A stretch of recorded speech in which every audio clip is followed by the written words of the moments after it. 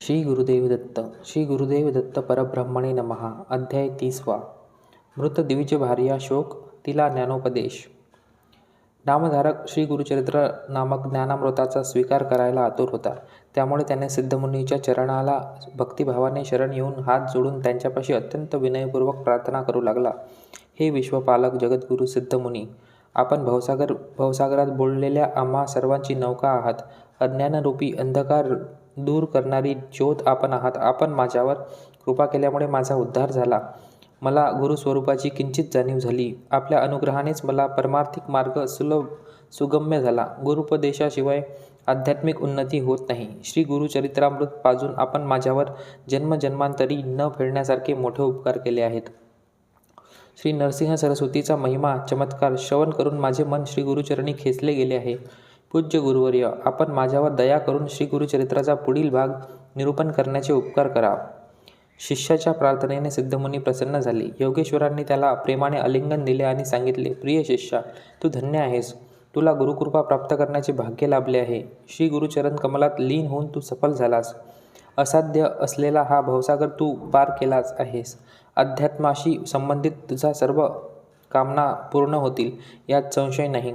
श्री गुरुचरित्र श्रवण करण्याची तुझी तळमळ पाहून मला महानंद झाला आहे. या जगात गुरुमहिमेपेक्षा अधिक महत्त्वाचे दुसरे काहीही नाही. श्री गुरुची महिमा दिव्य लीला सांगत गेलो तर श्री गुरुचरित्राचे आख्यान कधीच पूर्ण होणार नाही. श्री गुरुची लीला आज देखील प्रदर्शित होत आहे. शिष्यामध्ये गुरुभक्ती व गुरुची आराधना ही अपरिहार्य आवश्यकता असते. माझ्या माहितीप्रमाणे ती तुला श्री गुरुचरित्र थोडक्यात सांगणार आहे.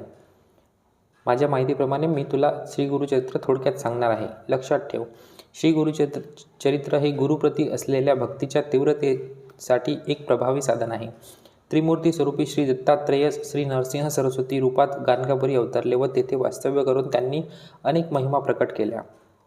श्री गुरुची अपार कीर्ती ऐकून दुरून अधिकाधिक अर्थार्थी अर्थ, रोगीजन आरोग्य, दृष्टीहीन दृष्टीभाग्य, संतानहीन संतानभाग्य अशा प्रकारे नानारूपी लौकिकार्थी त्यांच्या पात्रतेनुसार श्री गुरुकृपेने अपार लाभ प्राप्त करून घेत होते.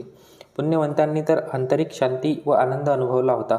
एकंदर सर्वांनाच लाभ झाला होता. तुझ्या इच्छेप्रमाणे जन्म मृत्यू भय नाश करणाऱ्या, गुरुभक्ती वृद्धिंगत करणाऱ्या आणि गुरुभक्ती स्थिर करणाऱ्या गुरुचरित्राविषयी कथन करतो. 1. उत्तरेकडील माहुरगड नगरात एक गोपीनाथ नावाचा गुरुभक्त श्रीमंत ब्राह्मण त्याच्या पत्नीसह राहत होता. तो उदार उच्च कुळाचा आणि श्री दत्तगुरूचा निष्ठावंत भक्त होता. त्याला जन्मलेली मुले तक्षणी मरण पावत असत. त्यामुळे ते दाम्पत्य फार दुःखी होते. शेवटी श्री दत्तगुरूच्या आराधनेचे फळ त्यांना मिळाले व एक सुंदर सुपुत्र जन्माला आला. श्री दत्तगुरूच्या कृपेने जन्मल्याने त्याचे नाव दत्त असे ठेवण्यात आले. एकुलता एक मुलगा जिवंत असल्याने त्याला अतिशय प्रेमाने समृद्ध व अनुकूल वातावरणात वाढवण्यात आले. 5 वर्षाचा असताना त्याची मुंज करण्यात आली. तत्कालीन प्रचलित लोकरूढीप्रमाणे 12 वर्षे होताच त्याचा विवाह एका सुसंस्कृत कन्येशी करण्यात आला. सारे कुटुंबीय एकत्र आनंदी व सौहार्दपूर्ण वातावरणात राहत होते. या प्रकारे त्या समवयस्क दाम्पत्याची 16 वर्षे संपली. त्या बालदंपतीमध्ये संसारातील अनेक आचारविचार सामरस्य होते. त्यांच्यात परिपूर्ण समज, विश्वास, समान विचार आणि एक समान दृष्टिकोन होता. त्यांचे जीवनही अत्यंत अनोन्य होते. एकमेकांना सोडून ते काही काळ देखील राहत नसत. ते एक आदर्श संतृप्त विवाहित जीवन जगत होते. असे आयुष्य आनंदात चाललेले असताना ईश्वरी इच्छेप्रमाणे एक दिवस तो दत्त बालक अचानक आजारी पडला. पालकांनी शेकडो प्रकारचे औषधोपचार करूनही त्याच्या प्रकृतीत कोणतीही सुधारणा होईना. आजार कमी होण्याऐवजी इतका वाढला की अन्न त्याच्या पोटात जाईना. त्याची अन्नावरची वासना उडाली. पतीने त्यागलेल्या गोष्टीचा पत्नीनेही त्याग केला. तिने आहार, निद्रा, सुखसोयीचा त्याग केला व पतीलाच दृश्यरूपी देव मानून दिवसभर फक्त पतिसेवा करू लागली. स्वतःच्या जीवापेक्षा पतीचा जीव अधिक मौल्यवान आहे असे तिला वाटले. अशा वृत्तीने ती साध्या पाण्यावर व पतीला दिलेल्या औषधावर जगत होती. कालांतराने 3 वर्षे संपली तरी त्याच्या प्रकृतीत सुधारणेची चिन्हे दिसेनात. व्याधी गुणमुख झाली नाही. शेवटी व्याधीने एक गंभीर वळण घेतले व क्षयरोगाचे रूप धारण केले. दिवसेंदिवस प्रदीर्घ अनारोग्यतेमुळे व उपवासामुळे त्याचा देह अशक्त क्षीण होत चालला. पत्नीचाही देह कृश झाला. सर्व संकटांना न जुमानता, सुखसोयीची तमा न बाळगता ती भक्तिभावाने अखंड पतिसेवेत निरत राहत होती. त्या स्थितीतही ती त्याच्यापासून क्षणाकरिता विलग झाली नाही. ती उत्तम वेश व आभूषणे धारण करत नव्हती, कारण तिचा पती त्यापासून वंचित असताना आणि मोठ्या संकटात असताना ते तिच्यासाठी कोणतेही उद्दिष्ट साध्य करणार नाही असे तिचे ठाम मत होते. कालक्रमेण पतीचा देह दुर्गंधीयुक्त झाल्यामुळे आप्तेष्ट तथा वैद्यही जवळपास येत नसत. घरातील माणसांनी तिला तिची काळजी घेण्यास व तिचा जीवनक्रम थोडा बदलण्यास सांगून पाहिले. तसेच रोगांचा संक्रमण टाळण्यासाठी सुरक्षित अंतर ठेवण्यासाठी बजावले. प्राप्त आपत्तीपासून तिच्या पतीला सावरण्याची कोणतीही शक्यता नाही अशी त्यांची तीव्र भावना होती. तथापि तिने आशा आणि प्रयत्न सोडले नाही. ती एकनिष्ठ स्त्री पतीला सर्वस्व मानत असल्याने त्याच्या सेवेत खंड पडू देत नसे. दत्त बाळासाठी त्याचे मातापिता अपार धन व्यतीत करत होते. समारंभपूर्वक धार्मिक विधिविधान आचरित होते. दानधर्मातही खंड नव्हता. ब्राह्मण भोजन इत्यादी कर्म सुरूच होते. कुलदेवता नवस झाला. उत्तमोत्तम वैद्याकडून औषधोपचारही सुरू होता. पण दत्ताच्या आरोग्यात सुधारणा दिसत नव्हती. दिवसेंदिवस त्याची व्याधी वाढतच गेली व प्रकृती खालावत गेली. वैद्य म्हणाले, आमची चिकित्सा काही सुधारणा दाखवित नाही. आता याच्या जगण्याची आम्ही शाश्वती देऊ शकत नाही. त्याचे मृत्यूपासून वाचणे अवघड वाटत आहे. वैद्यकीय चिकित्सेने किंवा मानवीय प्रयत्नाने काही होईल असे वाटत नाही. श्री शंकराची कृपा असेल तर याचे जगणे शक्य होईल असे सांगून वैद्यांनी त्यावर उपचार करण्यास असमर्थता व्यक्त केली. हे ऐकून आई वडील निराश झाले. मुलांचे चिंताग्रस्त आई वडील मूकपणे सर्व काही सहन करत होते. तथापि त्यांनी त्याच्या सुखैश्वर्यासाठी समृद्धीसाठी कारणीभूत असलेल्या श्री दत्तगुरूचे नामस्मरण चालूच ठेवले होते. अखेरचा प्रयत्न म्हणून संतप्त झालेल्या पालकांनी त्याच्या जन्मास कारणीभूत असलेल्या श्री दत्तप्रभूंना शरण जाणे उचित समजून श्री गुरूंना परोपरीने अडवू लागले. मिळालेला एकमेव मुलगा मृत्यूशय्येवर असल्यामुळे आणि त्याच्या जगण्याची कोणतीही शक्यता नसल्यामुळे त्याला येणाऱ्या धोक्यापासून सावरण्याचा मार्ग दाखवावा अशी प्रार्थना करू लागले. त्याच्यासाठी दुःखी कष्टी झालेल्या पालकाची दयनीय अवस्था पाहून पुत्र त्यांना मिठी मारायचा व विविध मार्गाने त्याचे सांत्वन करायचा. आई त्याचे बोलणे ऐकून घेण्याच्या मनस्थितीतच नव्हती. तिला सारखी मूर्छा यायची. पुत्राला काही झालं की त्याच्या भविष्याची तिला काळजी वाटत असे. मातापित्यांचे ऋण फेडता न आल्याने पुत्रालाही खूप वाईट वाटत असे. निदान पुढच्या जन्मी तरी ते ऋण नक्कीच फेडणार अशी ग्वाही तो देत असे. त्यांना आनंद न दिल्याबद्दल आणि त्यांना आतापर्यंत खूप त्रास दिल्याबद्दल खेद वाटला की तिचा पतिव्रता धर्म तिला वाचवू शकला नाही.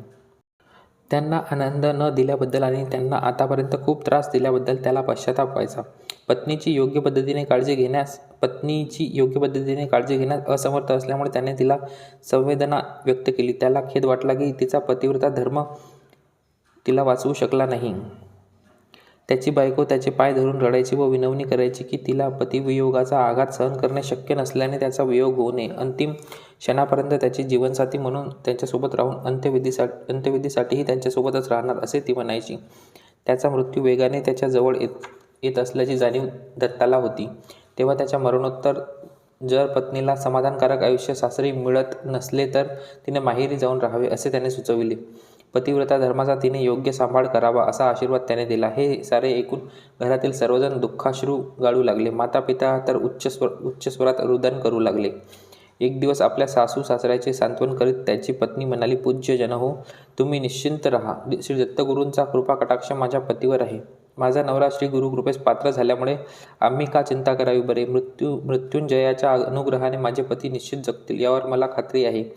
त्रिमूर्ती अवतारी श्री नरसिंह सरस्वती यती गाणगापूर ग्रामे वास्तव्य करून आहेत. त्यांच्या पावन चरणी आश्रय घेण्याचा सल्ला मला अनेक हितचिंतकांनी दिला आहे. त्यांच्या दर्शनाने निसंकोच माझे पती व्यवस्थित बरे होतील यावर माझा आत्मविश्वास आहे.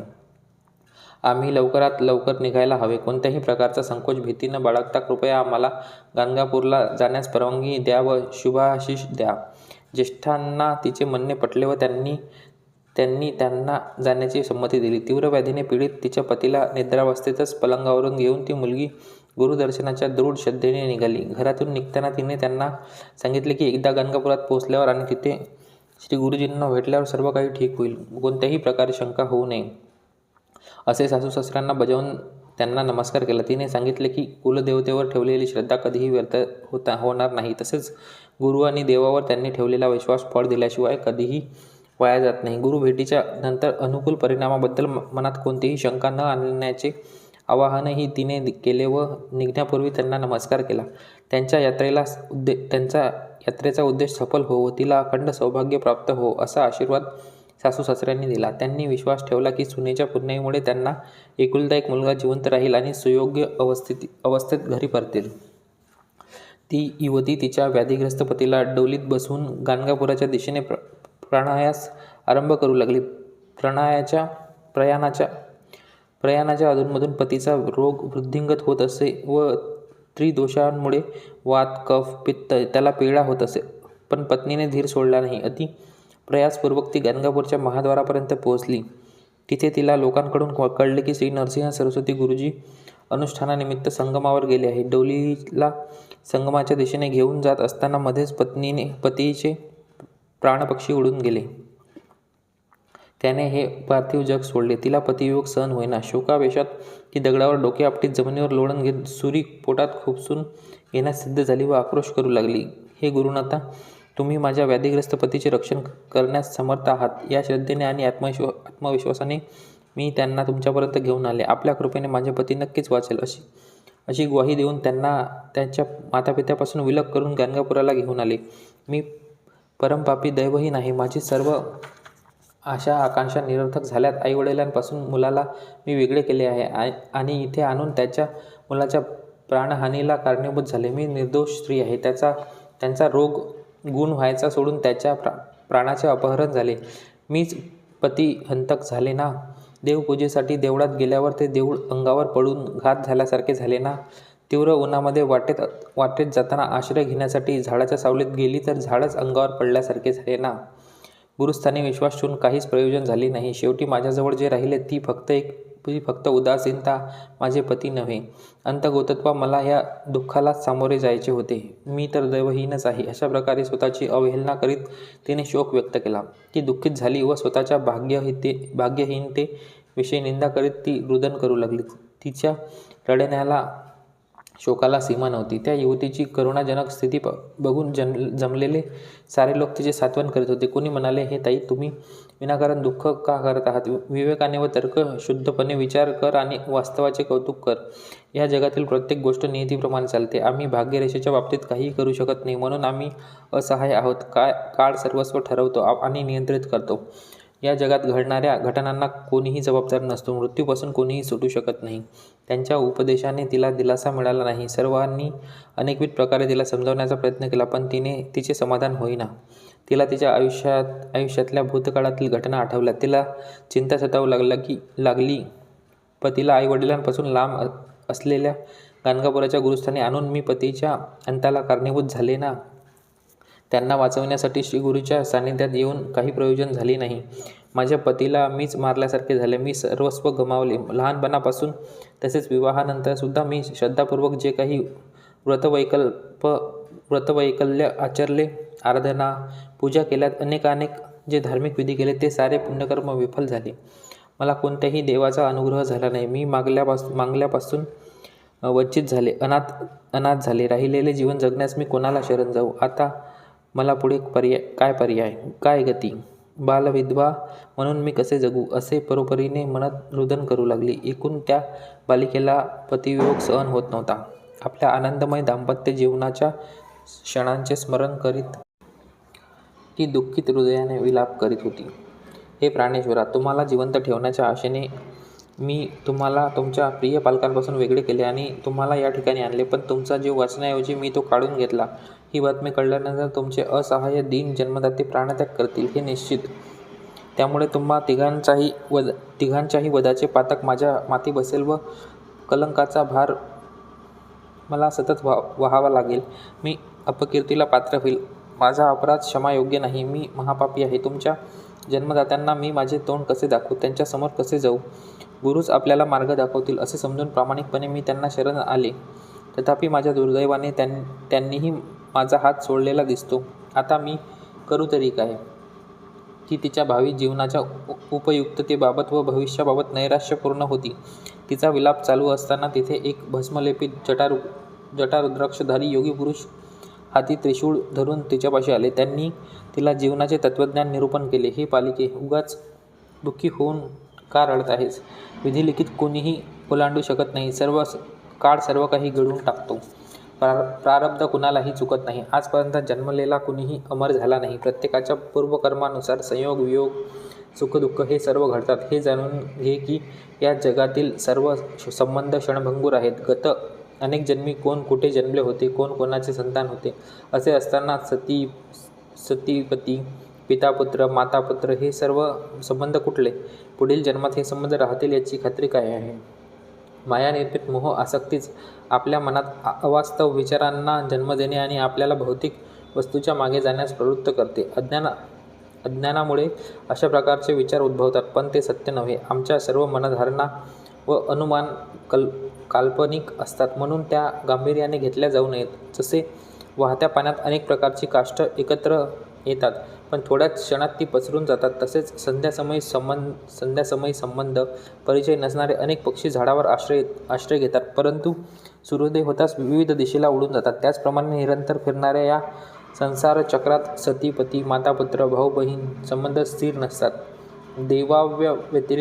देवाव्यतिरिक्त या प्रपंचात माझा म्हणणारा अजून कोणीही नाही. केवळ परमात्म्याशी असलेले नाते सोडले तर अन्य कोणतेही नाते स्थिर नसते.